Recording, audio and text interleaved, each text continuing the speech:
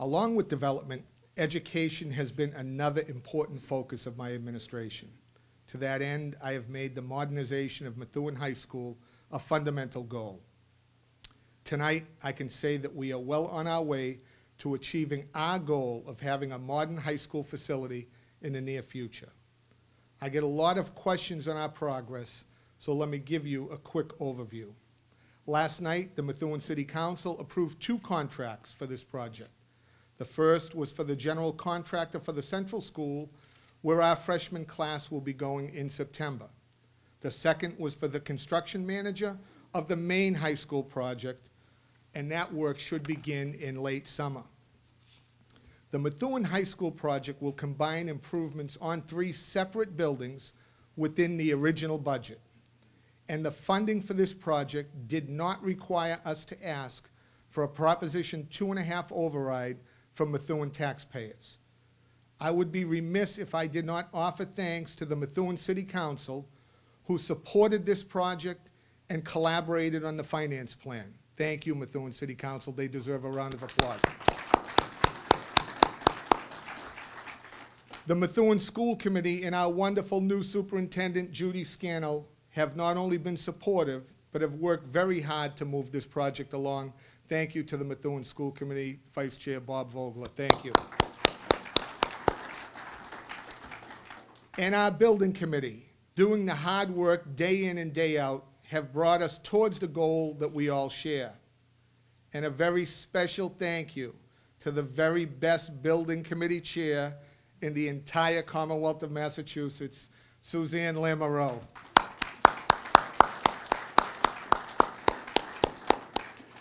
You can believe me when I tell you that we would not be where we are today without her immense contribution to this project. Believe me, I couldn't do 1/4 of the things I do without her help. Thank you again, Suzanne. With Suzanne and our current team in place, this project will come in on time and on budget, and what that means is we will be completed 3 years from September. Isn't that right, Suzanne? So I think that's a wonderful thing for our community. Now, according to economic forecasts, 2011 will be only marginally better than 2010 was. For the last 2 years, we were able to avoid layoffs and service cuts, largely due to our city employees taking deep cuts in pay. I would like to express my appreciation to all of the employee unions who have worked in a proactive way to help with our budget problems and save jobs. As I have said many times in the past, I value the work of the 300+ dedicated police officers, firefighters, DPW workers, and others who keep city government running 24 hours a day, 7 days a week, and I will continue to do everything I can to keep them on the job and serving the public. My Chief of Staff, Matt Cronellis, likes to joke that bad weather has followed me into the mayor's office, and his humor is not far off.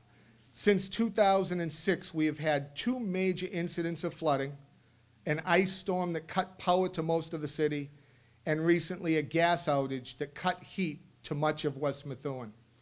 From a management perspective, the reform of our emergency management system, enacted in 2006, has been tested under fire and underwater. But just as importantly, through these events, the value of our municipal employees has been shown. They have responded to emergencies with professionalism and hard work. We appreciate and value their service. As we gaze to the future, our ability to keep our workforce in place and provide core services to the citizens of Methuen is threatened by the unsustainability of the current municipal financial model. Reform of the system is both needed and inevitable. As we look to that reform, I remind you of a quote from President John Kennedy, who said, "Our task now is not to fix the blame for the past, but to fix the course for the future." That course will require reform of municipal health care, with cities needing the ability to change plan design outside of the parameters of collective bargaining, or to have the right to enter the state GIC without a union veto. Real pension reform must also occur, for without it, we will inevitably have to continue to cut vital services to our citizens in order to keep funding a system that will eventually bankrupt us as a Commonwealth and as a nation. I ask the legislature to support the initiatives of Governor Patrick in both areas and have the courage to reform today to avert collapse tomorrow. Although economic development, adequate public facilities, and financial stability are important topics, I know that many Methuen citizens are equally concerned about so-called quality of life issues. To that end, I find it important to balance the city's policy agenda with matters that are vital to the quality of life of our citizens.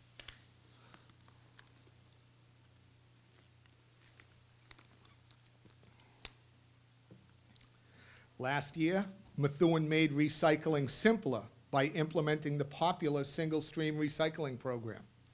This allowed residents to put all recyclables in one bin rather than sorting.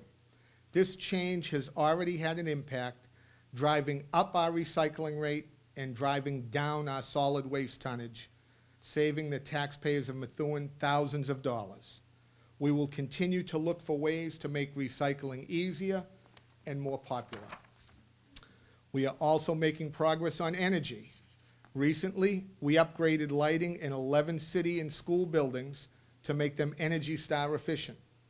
This saves both money and energy.